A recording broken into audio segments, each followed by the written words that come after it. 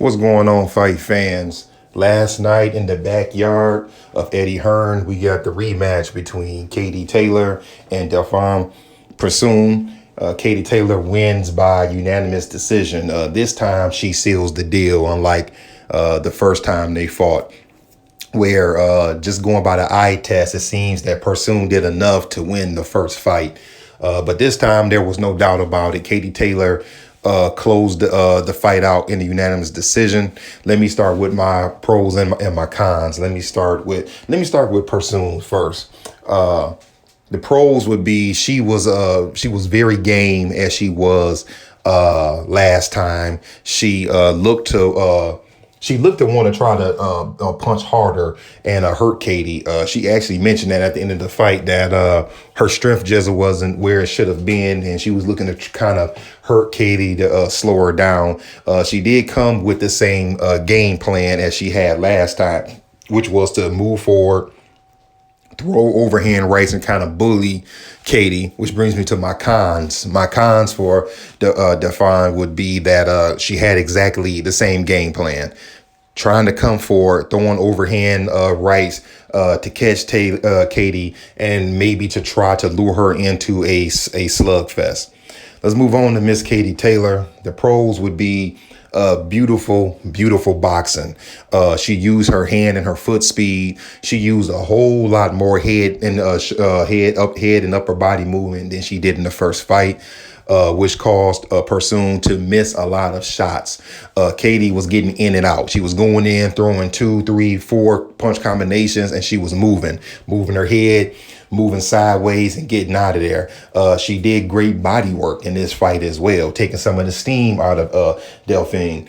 The cons for Katie would be she still almost got lured into another slugfest in round 8, which Delfine Persoon won, in my opinion. She was, I don't know if it was fatigue, but Katie was just standing there. She was getting hit by shots and she was barely moving.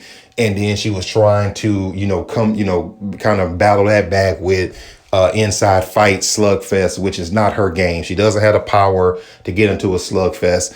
She's better using her great boxing skills. But with all that said, Katie wins the fight. I think one judge had it 98.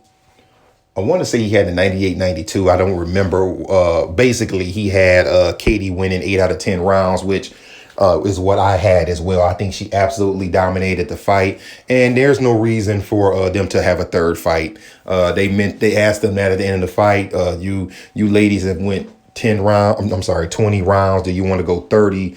I think it's no need for that. I think it's time for each of them to move on. As a matter of fact, I don't know if Delfine misspoke, but she said that she actually feels better at junior lightweight. She may have misspoke and she may have meant super lightweight, but that's what she said. She said her power just wasn't there to slow Katie down. So where do they go from here? I'm not exactly sure what's next. For Katie, I would say anything big for her would be moving up in weight, moving up to super lightweight to maybe fight Amanda Serrano. The Cecilia Brækhus fight is not going to happen. I believe, as I said last week, Cecilia is going to retire. I think she's done. I think that the chance of her and Katie making a super fight at welterweight, because I don't think she was going to get Cecilia to drop down to super lightweight. I think that's out the window. But if the fight would have happened, I said it last week, I never picked against Cecilia, but I would have picked against her if Katie would have went up in weight. What I think we would have saw another version of Manny Pacquiao v. Oscar De La Hoya if Katie would have went up from lightweight to welterweight to fight Cecilia Brækhus. But that fight's not going to happen. So maybe Serrano will be next. Give me your thoughts on it. That's all I have. It was a pretty good fight. It was entertaining. And Katie did her thing.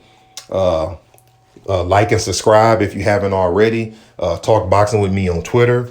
Talk boxing with me right here on YouTube. Give me your comments. Pretty much that's all I got. I'm about to watch this main event. Holla at y'all later.